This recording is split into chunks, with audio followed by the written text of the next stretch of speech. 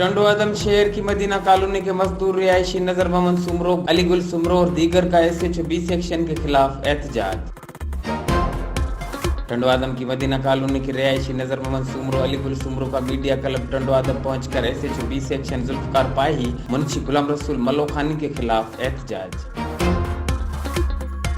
मुजाहिरीन के मुताबिक 31 जनवरी को हमारे अजीज अशरफ सुमरो और खादिम सुमरो को टंडो आदम अदालत से वापस आते हुए सादा कपड़ों में मलबूस SHO जुल्फकार पाही, गुलाम रसूल मलोखानी और दीगर एहलकारों ने एक प्राइवेट कार में अगवा कर लिया। उनका मजीद कहना था कि हम 2 दिन से पुलिस के पास जा रहे हैं कि किस जुर्म में हमारे बंदे उठाए गए हैं, तो पुलिस टाल मटोल कर रही है। आज दोनों में से एक शख्स अशरफ सुमरो को B सेक्शन पुलिस स्टेशन पर जाहिर किया गया, जिस पर पुलिस ने इंसानियत सोच तशद्दुद किया है, जिसे हमें मिलने भी नहीं दिया जाता, जबकि दूसरा बंदा ताहाल गायब है।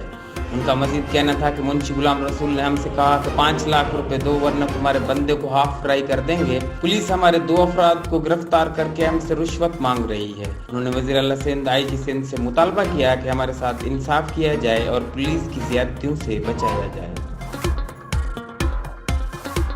HRJDO न्यूज़ से अब तक के लिए बस इतना ही।